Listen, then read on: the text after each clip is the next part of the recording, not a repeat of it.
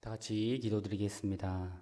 신실하신 하나님, 오늘 우리를 예배의 자리로 불러주시고 말씀 듣게 하심에 감사합니다. 언제나 겸손히 하나님의 말씀을 듣고 예배를 사모함으로 주님 주시는 은혜와 사랑 안에 살아가게 하소서. 여전히 연약하고 부족한 우리가 주님의 도우심과 능력을 의지합니다. 우리를 든든히 붙드심을 오늘 예배를 통해 확인하게 하셔서 믿음으로 신실하게 살아가게 하소서. 예수 그리스도의 이름으로 기도합니다. 아멘. 다 같이 찬송가 446장 찬양하시겠습니다. 찬양 후 예배를 위해 윤현정 권사님 기도해 주시겠습니다.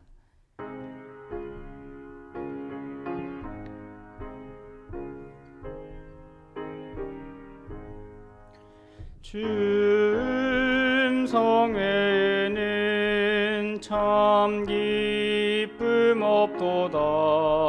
날 사랑하신 주 늘 계시옵소서. 기쁘고 기쁘도다. 항상 기쁘도다. 나 주께 와사오니 복 주옵소서. 나 주께 왔으니 복 주시옵소서. 주 함께 계시면 큰 시험이기네. 기쁘고 기쁘도다. 항상 기쁘도다. 나 주께 와사오니 복 주옵소서. 주 떠나가시면 내 생명 헛되네. 기쁘나 슬플 때 늘 계시옵소서. 기쁘고 기쁘도다. 항상 기쁘도다. 나 주께 와사오니 복 주옵소서. 기이한 언약을 이루어 주시고 주 명령 따를 때 늘 계시옵소서. 기쁘고 기쁘도다. 항상 기쁘도다. 나 주께 와사오니 복 주옵소서.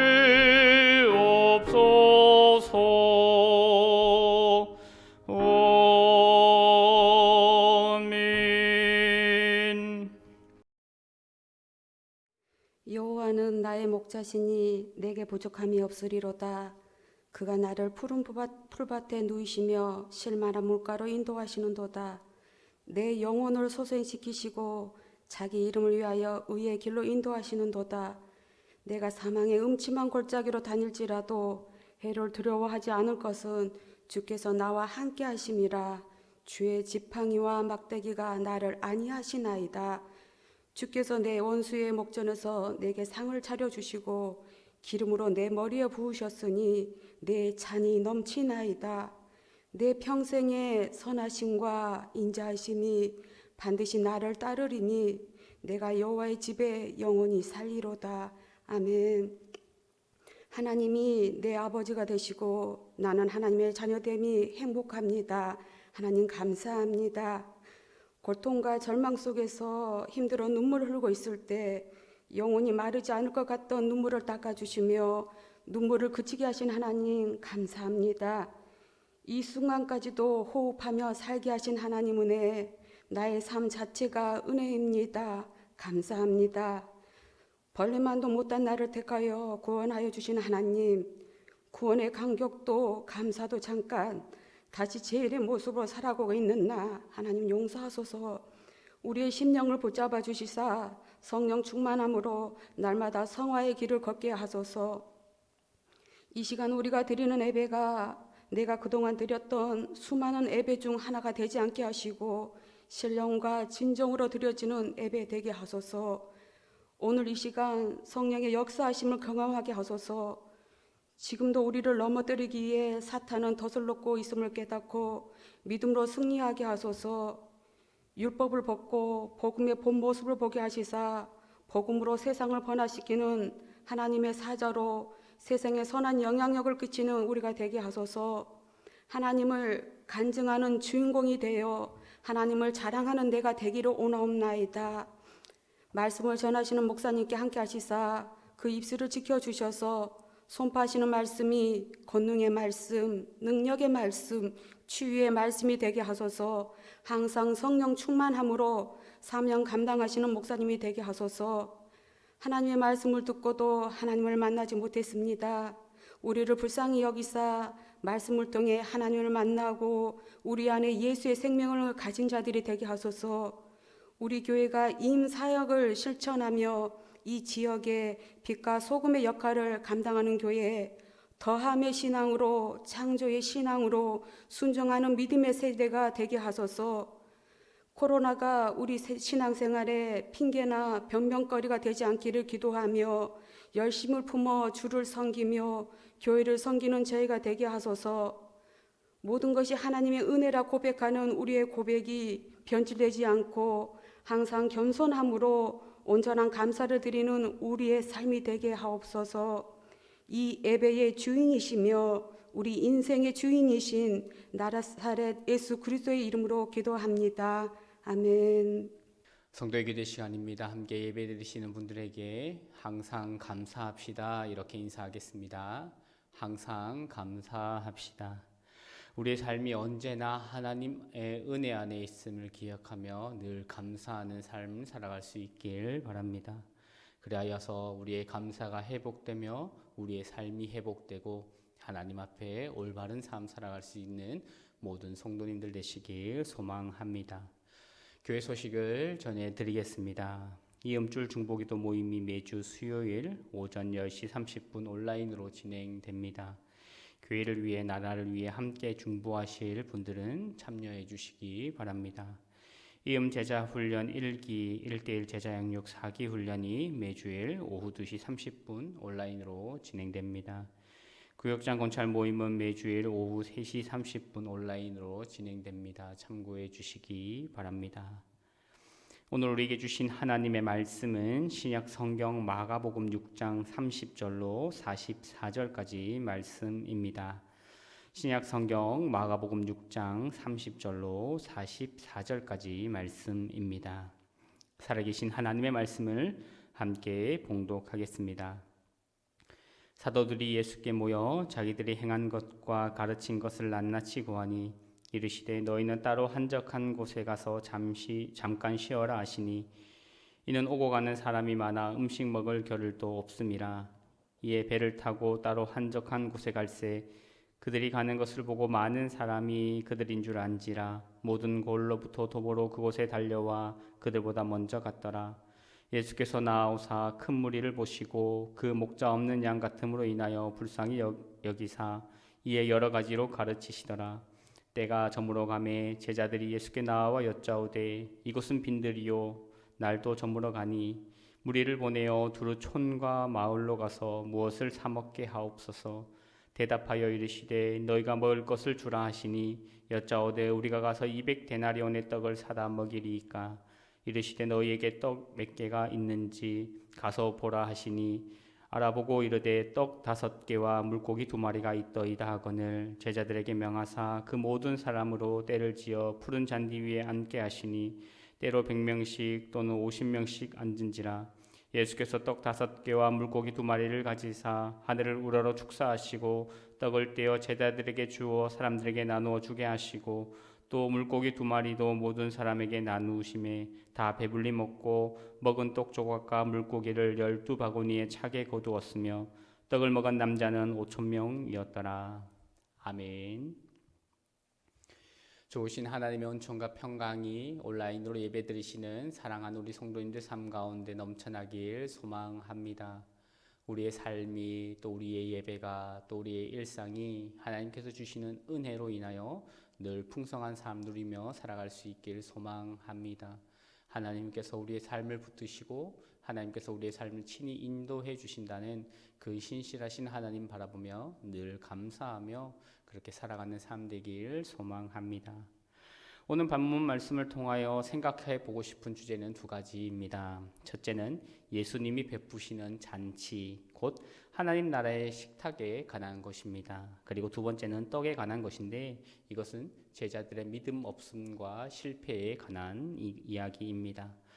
오늘 본문은 세례 요한의 죽음을 회상하기 이전 본문, 제자들을 파송하시는 예수님의 모습이 나옵니다. 그래서 제자들이 전도 여행을 떠났다가 예수님에게 돌아와 어떤 일이 일어나는지 보고하는 장면에서부터 시작됩니다. 그래서 이것을 샌드위치 구조라고 말씀드렸습니다. 제자들을 파송하는 이야기가 나오고 그 중간에 세례 요한의 죽음의 이야기가 나오고 또 그 이어서 제자들이 돌아와서 예수님에게 그 선교 여행에 대한 보고를 하는 내용들로 들어가 있습니다. 오늘 본문 30절 말씀을 함께 읽어보면 이 말이 더 잘 이해가 갈 것 같습니다. 30절 말씀을 보시면 사도들이 예수께 모여 자기들이 행한 것과 가르친 것을 낱낱이 고하니, 제자들은 전도 여행을 하는 동안 하나님이 어떻게 일하시는지, 자기들에게 어떠한 역사가 일어났는지 예수님에게 흥분한 상태로 이야기하고 있습니다. 저라도 그렇게 했을 것 같습니다. 예수님 없이 제자들끼리 뭉쳐서 가서 이제 전도 여행을 했는데 예수님이 하셨던 것과 같은 기적들이 제자들을 행하고 있습니다. 얼마나 흥분되고 또 얼마나 멋진 경험이었겠습니까? 이 엄청난 일을 하고 돌아왔는데 특히 그 일을 부탁한 사람 예수님에게 와서 자신들이 한 일에 대해서 설명을 하니 얼마나 흥분된 상황이었겠습니까? 예수님, 우리가 전도하는 동안, 여행하는 동안, 복음을 외치는 동안, 우리가 안수하여 기도하는 동안 이렇게 놀라운 일들이 엄청나게 일어났습니다 라고 감격해서 말했을 것입니다. 하지만 예수님을 보기 위해 몰려든 무리들 때문에 제자들은 그러한 시간을 충분히 가지지는 못했습니다. 제자들은 휴식 시간도 가지지 못하고 예수님과 함께 한적한 곳으로 떠나야 했다라고 성경은 말하고 있습니다. 하지만 이마저도 쉽지 않았습니다. 바다 건너편에 도착했을 무렵에는 무리들이 어떻게 알고 그곳으로도 와 있었습니다. 예수님과 제자들이 따로 쉴 수 있었던 시간은 배를 타고 가는 그 짧은 시간이 전부였습니다. 제자들의 반응은 불보듯 뻔했습니다. 예수님과 더 깊은 이야기를 하고 싶고 자기들이 행한 그 하나님의 역사하심을 예수님에게 좀 더 자랑하고 싶었을 것입니다. 그리고 좀 쉬고 먹고 휴식의 시간을 가지고 싶었는데 무리들이 계속해서 몰려드니까 그들의 반응은 불보듯 뻔합니다. 어떠한 반응이었겠습니까? 마음속으로 귀찮은 마음들이 있었을 것입니다. 여간 성가신 일이 아닙니다. 우리도 사람인데 좀 쉬었으면, 우리도 사람인데 좀 먹고 우리만의 시간을 가졌으면 좋겠다, 그렇게 생각했을 것입니다. 그러나 예수님은 제자들과 반응이 달랐습니다. 예수님은 그러한 무리를 보시며 불쌍히 여기셨다 말씀하십니다. 제자들은 예수님이 무슨 말씀을 하는지 또 무슨 행동을 하는지 전혀 예측할 수 없었습니다. 하지만 그들은 나중에서야 이 일이 있고 나서 예수님이 십자가에 달려 돌아가시고 부활하시고 승천하시고 또 훗날 성령님이 오셔서 그리고 이 성경이 기록될 때쯤 예수님께서 하셨던 그 말씀이 어떠한 의미를 가지게 되는지 조금 깨닫게 되었을 것입니다. 알 수 없는 갈망을 안고 모여든 큰 무리를 보면서 예수님이 처음 느꼈던 감정은 깊은 인간적인 연민이었다라는 것을 깨달았을 것입니다. 그래서 성경은 그때 예수님의 심정을 이렇게 기록하고 있습니다. 34절 말씀입니다. 예수께서 나오사 큰 무리를 보시고 그 목자 없는 양 같음으로 인하여 불쌍히 여기사 이에 여러 가지로 가르치시더라. 예수님은 정말 그들을 불쌍히 여기셨습니다. 그들은 지도자도 왕도 없는 무리입니다. 이것은 마가의 표현인데 예수님이 부활하시고 난 후 그때 예수님이 어떻게 생각했는지 더 깊이 깨닫게 되면서 쓰신 표현인 것 같습니다. 스가랴 10장 2절 말씀을 보시면 목자 없는 양이라는 표현은 지도자나 왕이 없는 이스라엘의 상태를 설명할 때 쓰이는 성경의 일반적인 표현입니다. 이 대목에서 우리는 이전에 살펴보았던 헤롯의 이야기가 연상이 되고 떠오릅니다. 헤롯은 갈릴리 남쪽 끝에 있는 것으로 추정되는 화려한 자신의 궁전에서 친구들과 귀족들과 대신들과 술을 마시고 예언자를 처형합니다. 현장에 있는 그들의 신복은 욕심 많은 폭력배들이나 아첨하는 아첨꾼들 밖에 없습니다. 이와 대조적으로 왕을 절실하게 필요로 하는 백성들은 광야에 버림받듯 그렇게 버려져 있는 것을 봅니다. 헤롯은 자신이 왕이라고 여기고 왕의 행사를 했지만 백성들은 헤롯을 떠나 헤롯을 왕으로 생각하지 않고 광야로 나왔습니다. 그들은 화려하지 않고 돈이나 힘이나 권력도 전혀 없는 나사렛 출신의 한 젊은이에게 모여들고 있습니다. 그렇다면 마가는 이것을 통해서 무엇을 말하고 싶은 것일까요? 무리들이 그토록 기다리던 왕이 화려한 궁전에서 잔치를 벌이고 있는 헤롯이 아니라 여기 이 무명의 나사렛 출신 한 청년이다, 예수다라고 말하고 있는 것입니다. 오늘 본문 이곳저곳에 이러한 힌트들이 깔려져 있습니다. 먼저 첫 번째는 마가가 사람들이 풀밭에 앉아 있다라고 말합니다. 본문 39절 말씀을 보시면 제자들에게 명하사 그 모든 사람으로 때를 지어 푸른 잔디 위에 앉게 하시니, 봄에 이스라엘을 가보고 1년 동안 생활을 해본 사람은 이 말씀이 무엇인지 쉽게 또 금방 알아차린다고 합니다. 왜냐하면 푸른 잔디는 봄에만 볼 수 있기 때문입니다. 봄에는 잔디가 빠르게 자랍니다. 그런데 그렇게 자라난 잔디는 5월이 되고 비가 멈추고 장렬하는 태양에 의해 금방 말라버립니다. 그래서 이스라엘 백성들이 잔디에 앉아 있다라고 하는 오늘 말씀은 그들이 유월절을 배경으로 이 일을 경험했을 것을 우리에게 알려줍니다. 이 이야기를 들었던 초대교회 성도님들은 금방 이 이야기가 의미하는 것이 무엇인지 깨닫게 되었을 것입니다. 왜냐하면 그들에게 유월절은 특별한 의미를 가지고 있기 때문입니다. 유월절은 더 이상 종이 아닌 하나님의 백성이 되는 사건입니다. 구원의 사건일 뿐 아니라 하나님을 왕으로 모시는 그러한 사건이었습니다. 또한 푸른 잔디, 목자라는 단어는 시편 23편 2절 말씀을 생각나게 합니다.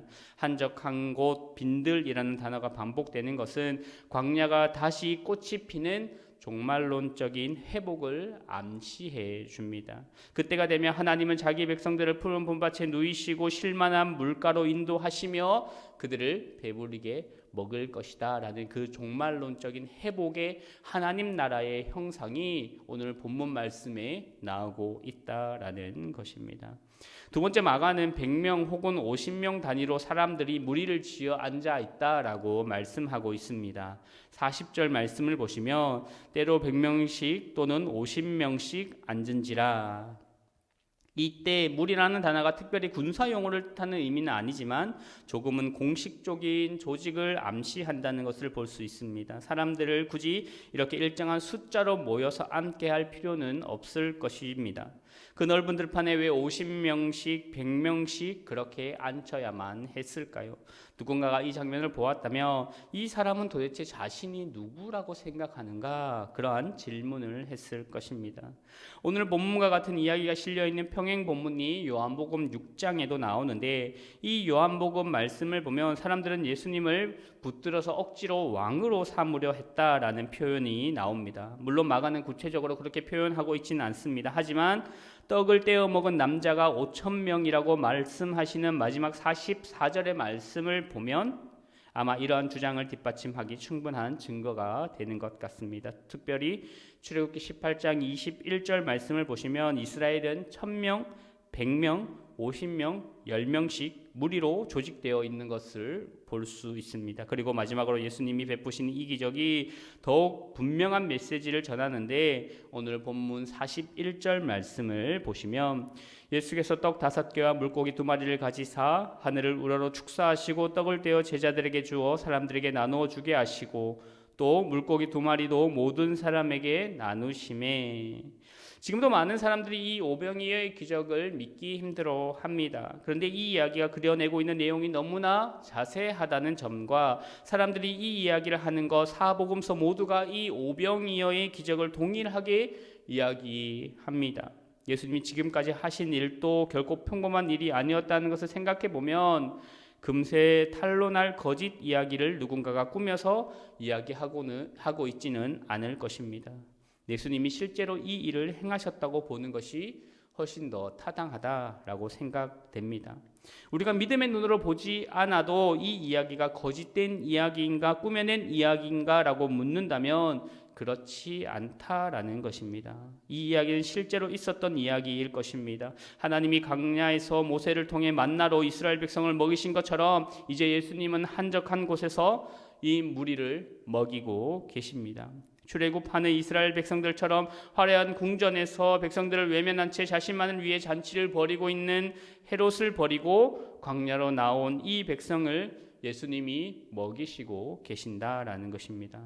따라서 이 세 가지의 의미, 본문 안에서 등장하는 수많은 힌트가 되는 단어들을 종합해 볼 때 이 기적은 단순히 이스라엘 백성들을 배불리 먹이시는 그러한 기적적인 이야기, 그것을 넘어서 이것은 미래의 종말론적인 사건, 다시 말해서 종말에 하나님이 베푸실 하나님 나라의 식탁을 미리 맛보게 한 그러한 종말론적인 사건으로 해석하는 것이 더 맞다라고 보는 것입니다.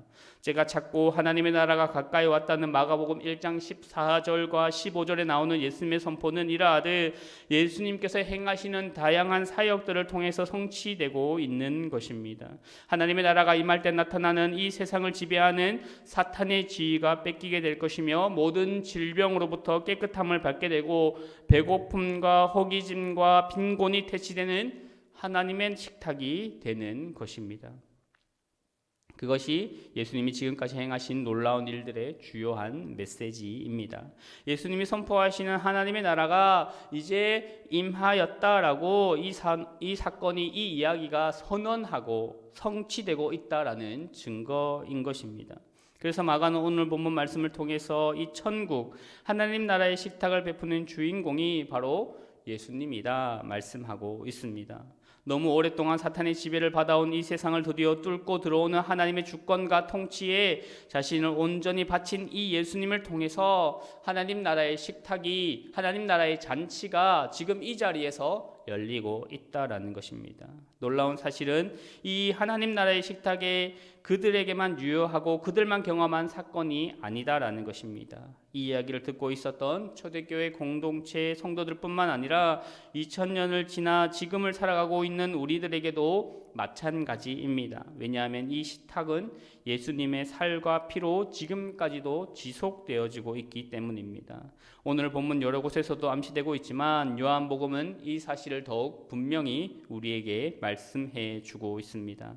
요한복음을 보면 사람들이 예수님에게 이러한 질문을 합니다. 우리 조상들은 광야에서 만나를 먹었습니다. 그러자 예수님은 이렇게 말씀합니다. 세상에 생명을 주는 하늘로부터 오는 참떡은 바로 나다라고 말이죠. 이 생명은 예수님의 살을 먹고 피를 마심으로 그리스도의 속죄의 죽음을 자신의 것으로 받아들임으로 예수의 부활의 생명을 자신의 것으로 받아들이는 것이고 그들의 생명의 잔치에 참여하는 이들은 하나님 나라의 잔치를, 하나님 나라의 식탁을 경험하는 자들이다라고 말씀하고 있습니다.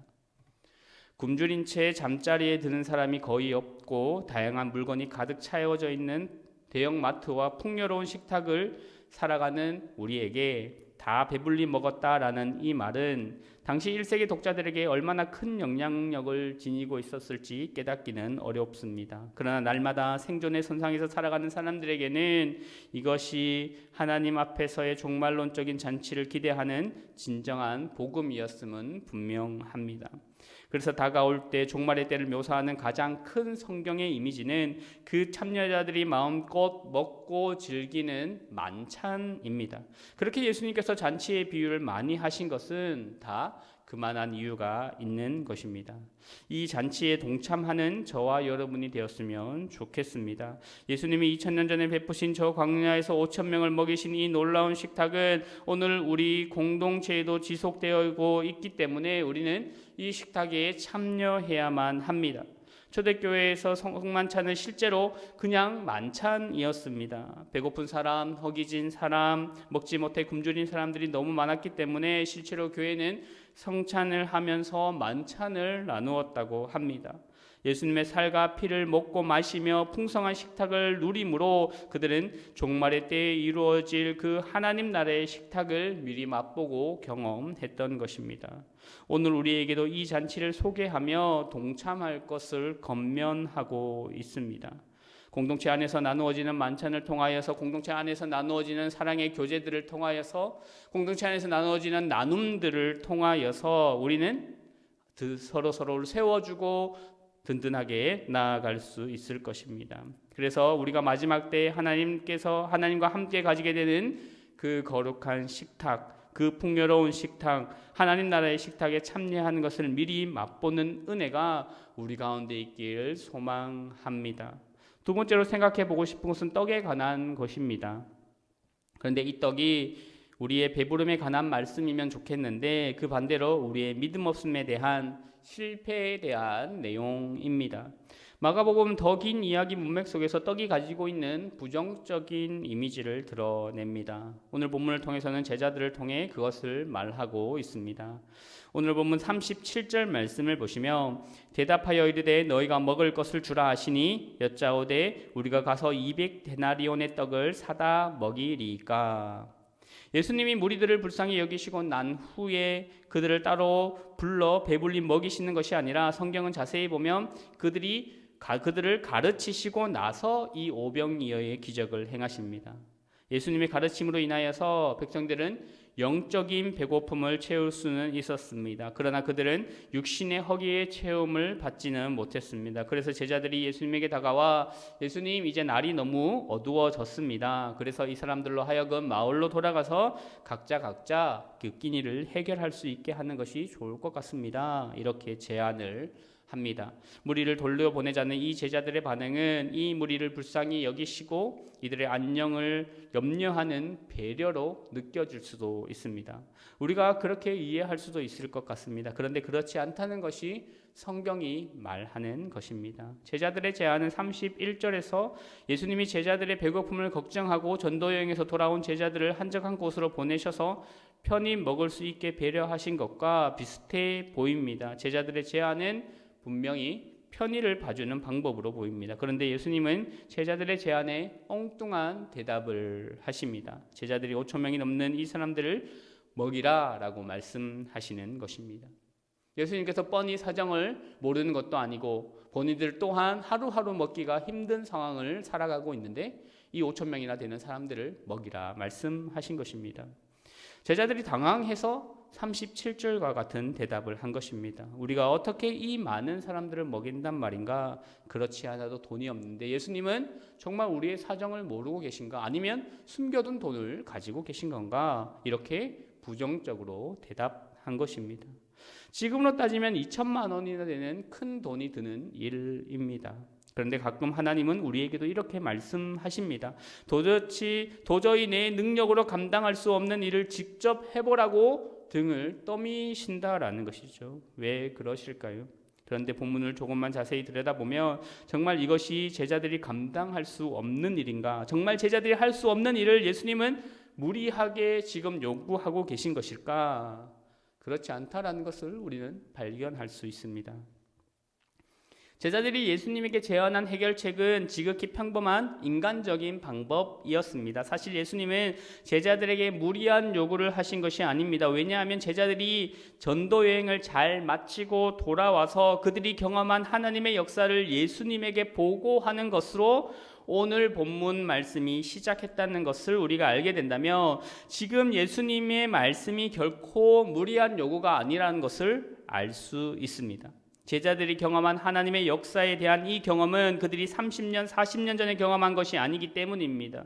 아니 1, 2년 전에 일어난 하나님의 역사가 아니라 바로 그들이 예수님에게 오기 바로 하루 전, 이틀 전에 경험했던 하나님의 역사라는 것입니다. 아무것도 가지지 않고 전도 여행을 나아갔을 때에 그들이 경험했던 그 귀신이 떠나가고 병든 자들이 낫게 되고 기적적인 역사들을 금방 체험하고 다시 예수님에게 돌아왔는데 그 역사하심을 금방 잊어버립니다. 하루도 되지 않아? 이틀도 되지 않아? 그 역사하심을 금방 잃어버리게 된다라는 것입니다. 예수님은 제자들에게 새로운 도전, 다시 말해서 선교 여행에서 경험했던 사도적인 임무로 다시 되돌아가라라고 요구하고 있습니다. 그래서 오늘 본문이 시작할 때 사도들이라는 단어를 사용하고 있는 것입니다. 이것은 예수님의 무리한 도전이 아니었습니다. 왜냐하면 예수님이 병자를 고치신 것처럼 제자들도 병든 자를 고치고 예수님이 귀신을 내쫓은 것처럼 그들도 귀신을 내쫓는 사역을 하고 돌아왔기 때문에 그렇습니다. 사도들이 할 수 있는 사역이라고 예수님이 말씀하고 있는 것입니다. 강조해서 사용되는 너희들이 친히 이렇게 하라라는 이 단어는 스스로 음식을 구할 수 있도록 사람들을 해산시켜야 한다는 제자들의 생각과 완전히 대조되는 단어입니다. 이것은 예수님의 사역에 동참한 제자들에게 예수님이 보여줄 수 있는 지극히 자연스러운 반응입니다. 그 많은 기적들과 그 많은 것들을 경험하고 왔음에도 불구하고 바로 다음 날 믿음 없는 모습들을 보이게 된다라는 것입니다. 믿음 없는 모습을 넘어서 냉소적인 반응을 보이게 됩니다.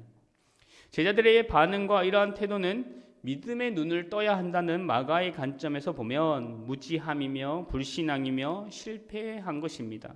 그리고 이것은 앞으로 전개되는 제자들의 믿음 없음을 강조하는 시작이 됩니다.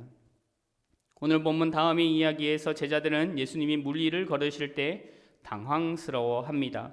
52절 말씀을 보면 이렇게 이야기합니다. 이는 그들이 그 떡 떼시던 일을 깨닫지 못하고 도리어 그 마음이 둔하여 졌음이러라.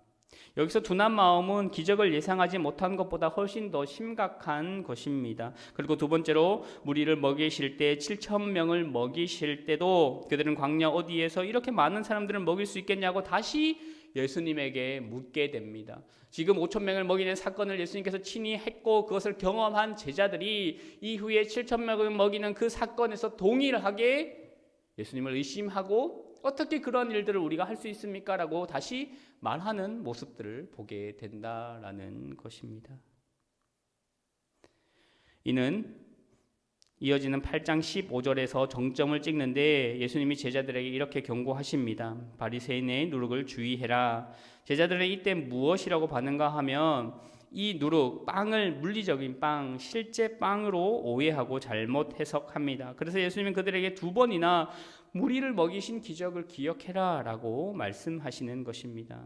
눈이 있어도 보지 못하는 것과 귀가 있어도 듣지 못하는 것, 그것에 대해서 경고하시는 것입니다. 제자들의 무지와 믿음 없음이 내부자 하나님 나라의 백성이라고 여겼던 사람들의 무지와 믿음 없음이 조금씩 드러나기 시작합니다. 이전 본문에서 제자들이 스스로 하나님 나라의 내부자라고 생각을 했습니다. 나를 통하여서 하나님의 역사가 이루어지기 때문에 나는 하나님의 선택을 받은 사람이구나, 하나님 나라의 백성이구나 라고 여겨졌지만 당연히 나는 구원받겠지라고 하나님 나라의 백성 내부자이겠지라고 생각했던 자들이 오늘 말씀들과 이후에 전개되는 그러한 이야기들을 통하여서 내부자가 외부자로 변하는 과정들을 우리에게 보여주고 있다라는 것입니다.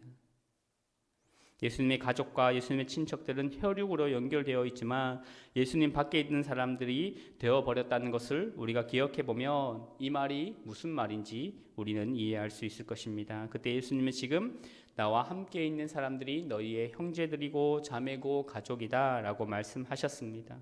제자들이 그렇게 내부자라고 여기고 있었는데 오늘 본문을 보면 그게 아닙니다.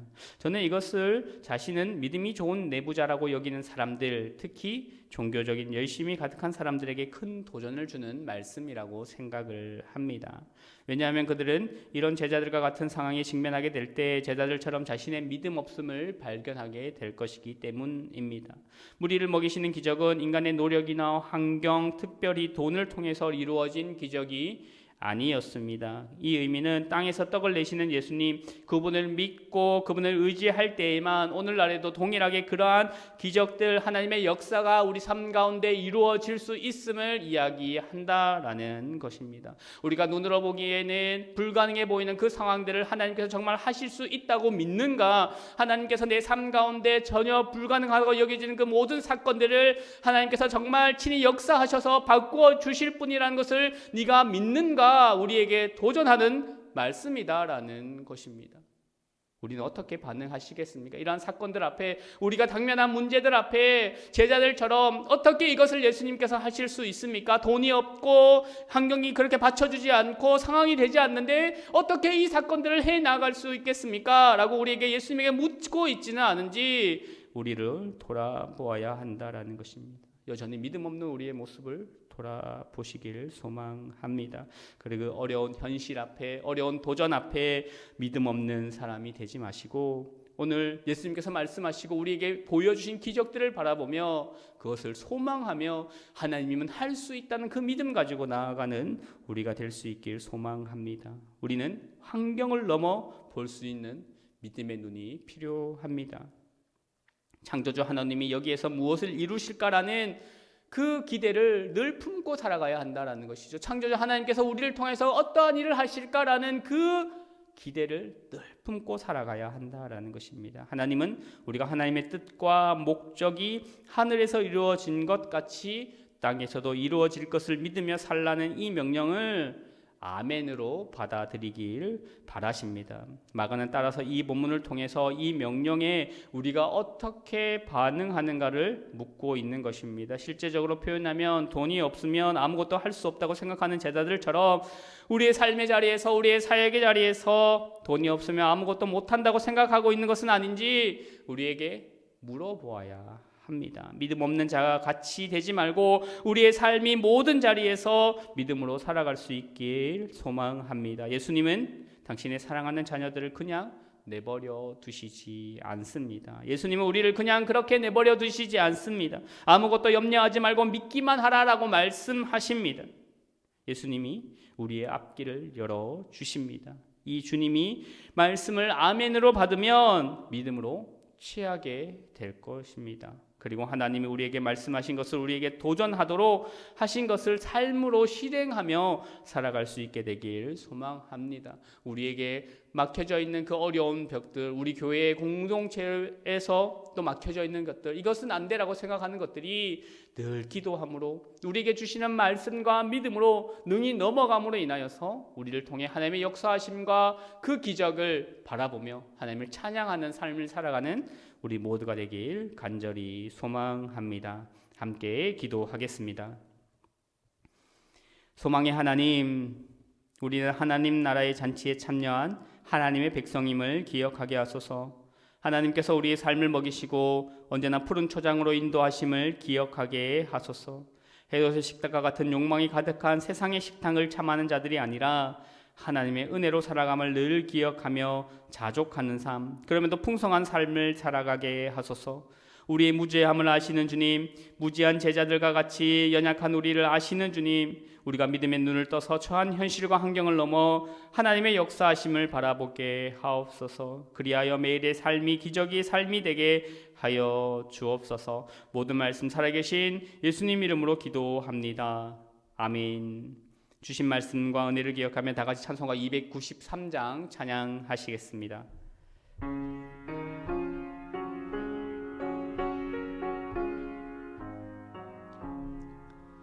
주의 사랑 비칠 때의 기쁨 오네 걱정 근심 물러가고 기쁨 오네 기도하게 하시며 희미한 것 물리쳐 주의 사랑 비칠 때 기쁨 오네.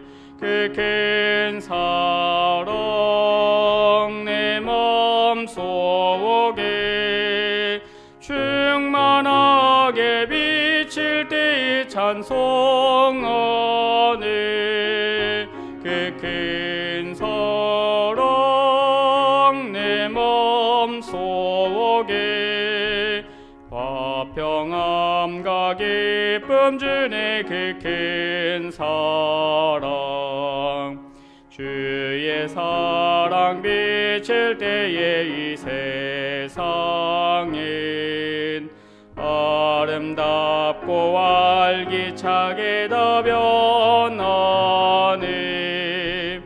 화평 중에 영혼 영광스러운 새 생명 다시 찾게 되었네. 그 큰 사랑 그 큰 사랑 내 맘속에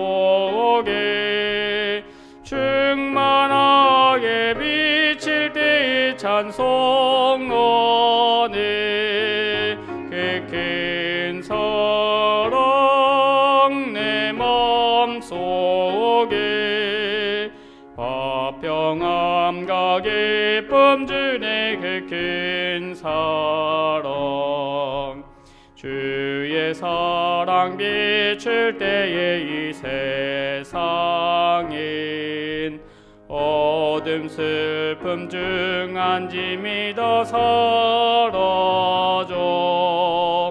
우리들의 가는 길 밝히 비춰주시며 복을 받게 하시네. 그 큰 사랑 그 큰 사랑 내 맘속에 충만하게 비칠 때 찬송하네. 그 큰 사랑 내 맘속에 화평함과 기쁨 주네. 그 큰 사랑 주의 사랑 비칠 때에 그 광채가 찬란하게 우릴 둘러 비치겠네. 세상 모두 이기고 천국 생활할 때도 주의 사랑 비치네. 그 큰 사랑 그 큰 사랑 내 맘속에 충만하게 비칠 때에 찬송하네. 그 큰 사랑 내 맘속에 화평함과 기쁨 주네. 그 큰 사랑. 아멘. 이 시간 우리의 마음을 모아 함께 기도하도록 하겠습니다. 먼저 기도하실 때 주신 말씀 기억하며 함께 기도하겠습니다. 우리도 하나님 나라의 식탁에 참여하는 하나님의 백성을 잊지 않고 욕망으로 가득한 세상의 식탁을 기웃거리는 삶이 아니라 하나님 나라의 백성으로 주님 주시는 풍성한 삶을 기대하며 살아가게 해달라고 기도하겠습니다.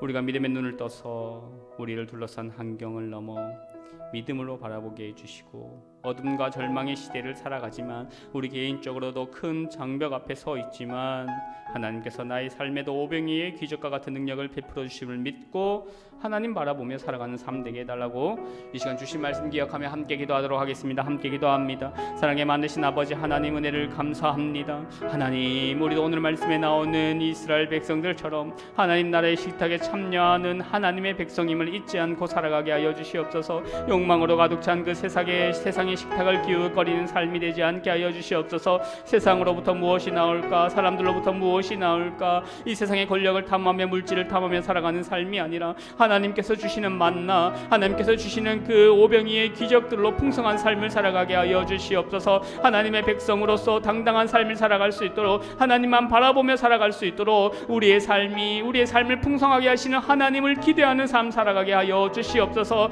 하나님, 우리가 여전히 무지합니다. 우리가 여전히 눈을 감고 있습니다. 여전히 귀를 닫고 있습니다. 여전히 하나님의 역사하심을 바라보지 못하는 삶을 살아갑니다. 우리가 믿음의 눈을 떠서 믿음으로 길을 열고 아버지, 믿음의 마음들을 가지고 아버지, 우리를 둘러싼 환경을 너머에 바라볼 수 있는 믿음을 허락하여 주시옵소서. 여전히 절망적인 시대를 살아갑니다. 여전히 어두운 시대를 살아갑니다. 여전히 소망이 없는 시대를 살아갑니다. 우리 개인적으로도 삶 가운데 어려운 장벽들로 인하여 막혀져 있는 답답한 상황들을 살아갑니다. 하나님, 우리 가운데 함께하여 주시며 그 모든 상황들을 넘어갈 수 있는 힘과 지혜를 허락하여 주실 뿐 아니라 하나님께서 내 삶 가운데도 오병이와 같은 기적을 베풀어 주심을 믿고 하나님 보며 살아갈 수 있는 우리가 되게 하여 주시옵소서. 하나님이 우리의 삶을 붙들고 계시며 하나님이 우리의 삶을 기적으로 인도하여 주신다는 것을 믿으며 바라보는 우리가 되게 하여 주셔서 어떠한 상황 가운데서 믿음 잃지 않게 하여 주시옵소서. 믿음의 눈으로 역사하실 하나님을 바라보며 역사하실 주님을 바라보며 믿음으로 걸음걸음 걸어갈 수 있게 은혜 더하여 주시옵소서. 믿는 자에게 능치 못함이 없다고 하였사옵나니 믿음의 삶을 살아감으로 인하여 우리 삶 가운데 베푸시는 하나님의 역사하심을 동참하며 살아가는 귀한 삶이 되게 하여 주시옵소서. 아버지, 우리 삶 가운데 우리 삶도 회복시켜 주시옵시고 우리 삶 가운데도 능력으로 세워 주시옵소서. 아버지 하나님, 이 시간 한 번 더 기도하실 때 교회를 위해서 함께 기도합니다.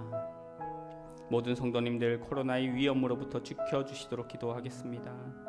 다시 확진자 수가 늘어나고 있는데 하나님께서 성도님들의 가정과 생업과 모든 환경을 지켜주시도록, 이어서 주일 예배의 회복을 위해서 기도하겠습니다. 모든 성도님들 예배의 은혜를, 기도와 말씀의 은혜를 사모하게 하시며 예배를 통해 강력한 성령의 임재를 경험하게 하시고 영이 살아나 소망 가운데 살아가게 해달라고 기도하겠습니다. 한 번 더 교회를 위해서 기도하실 때 2022년 교회를 위해 헌신된 준비된 사람을 세워달라고 기도하겠습니다. 구역장 권찰 각 위원회, 교회학교, 교사, 찬양대, 차량봉사, 안내, 새가족부 등등 주님의 몸된 교회를 협력하여 함께 든든히 세워갈 사람들을 세워주셔서 교회가 질적으로 양적으로 부흥할 수 있는 2022년 되게 해달라고 이 시간 교회를 위해서 우리의 마음을 모아 함께 기도하겠습니다. 사랑이 많으신 아버지 하나님, 아버지 모든 성도님들의 삶을 지켜주시도록 기도합니다. 아버지 모든 성도님들 코로나의 위험으로부터 지켜주십시오. 아버지 급격하게 늘어나는 확진자 수가 아버지 우리에게 두려움이고 우리에게 또 위축된 삶을 살아가게 하지 않을까 걱정되지만 그럼에도 불구하고 하나님께서 지켜주시며 함께하여 주셔서 아버지 하나님 한 명도 코로나 가운데 걸리지 않게 하여 주시옵시고 오히려 더 건강하게 나아갈 수 있도록 주님 도와주시옵소서. 하나님께서 성도님들의 가정과 생업과 모든 환경, 모든 상황들을 지켜주시고 막아주시고 은혜 가운데 함께하여 주시옵소서. 이스라엘 백성들이 그 광야길을 걸어갈 때 불뱀을 막아주시고 아버지 모든 어려움과 모든 해함으로부터 막아주셨던 것처럼 아버지 사랑한 모든 성도님들 막아주시옵시고 지켜주시옵소서. 하나님의 보호막이 늘 우리 성도님들 삶 가운데 임하게 하여 주시옵소서. 하나님 주일 예배 회복을 위해서 기도합니다. 모든 성도님들 예배의 은혜를 말씀과 기도와 그 찬양의 은혜를 사모하며 예배 가운데 나아올 수 있게 하여 주시옵소서. 더 이상 주저주저하는 신앙이 아니라 앞으로 나아가는 신앙, 그 자리에서 일어나서 하나님께 은혜를 구하는 신앙, 담대한 신앙으로 변화될 수 있게 주님 도와주시옵소서. 예배를 통하여 강력한 성령의 임재를 경험하게 하여 주시옵시고 그 성령의 임재로 인하여서 그 성령의 능력으로 인하여서 우리의 삶이 소망의 삶으로 변화되게 하여 주시옵소서. 우리의 삶이 살아나는 역사가 일어날 수 있도록 은혜 더하여 주시옵소서. 하나님 2022년을 위해서 기도합니다. 교회를 위해 헌신된 준비된 사람들을 세워 주시옵소서. 구역장 권찰 각 위원회, 교회학교, 교사, 찬양대, 찬양봉사, 안내, 새가족부 등 모든 부분에서 주님의 몸된 교회를 위해 헌신하고 봉사해야 할 분들이 많이 부족한 상황입니다. 주님 자원하는 심령을 주시고 주님 앞에서 헌신된 마음을 주셔서 내가 교회를 든든히 세워가겠습니다. 내가 주님의 몸된 교회를 든든히 세워가겠습니다. 다짐하는 준비된 일꾼들을 세워주셔서 2022년 우리 교회가 다시 한번 직적으로 양적으로 부흥하는 그 은혜의 해를 경험할 수 있게 은혜 더하여 주시옵소서. 아버지 함께하여 주실 줄 믿고 바랍니다. 이 시간 한 번 더 마지막으로 기도하실 때 우리 안에 연약한 자들을 위해서 기도하겠습니다. 황하영 권사님 직장암 판정을 받으시고 항암 치료와 방사선 치료를 또 받고 계십니다. 견딜 수 있는 힘을 주시도록 기도하겠습니다. 회복의 은혜가 임하도록 그렇게 기도하겠습니다. 윤소민아 집사님 부친 되시는 윤유한 권사님 선망 증상으로 전문 재활병원에 입원 중에 계십니다. 온전히 치료되게 하시고 김정은 권사님, 박태진 집사님, 윤현정 권사님, 김혜란 집사님 치료와 회복의 과정을 주님 붙들어 주시도록 이전보다 더 건강해질 수 있도록 기도하겠습니다. 윤인한 집사님 12월 24일 오른쪽 눈 회복 수술을 앞두고 있습니다. 수술의 과정을 주님 지켜주시도록 기도하겠습니다. 서정찬 집사님 신장 투석 과정 가운데 있습니다. 온전한 회복을 절망의 삶에서 일어나서 회복의 삶으로 나아갈 수 있게 해달라고 기도드렸으면 좋겠습니다. 아울러서 날씨가 추워지는 과정 가운데 연로하신 어르신들을 지켜주시고 심적으로, 마음적으로, 관계적으로 어려움을 겪고 있는 모든 성도님들 하나님께서 온전한 회복을 이루어 주시도록 그렇게 기도하겠습니다.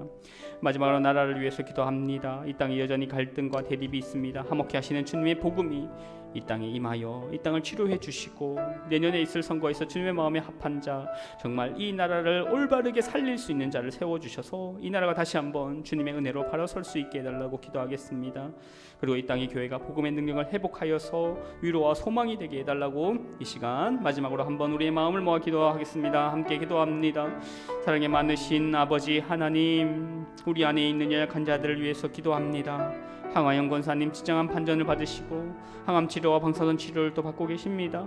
하나님, 연로하신 나이 가운데서도 견딜 수 있는 힘과 능력을 허락하여 주시옵소서. 체력을 허락하여 주시옵소서. 회복의 은혜가 임하게 하여 주시옵소서.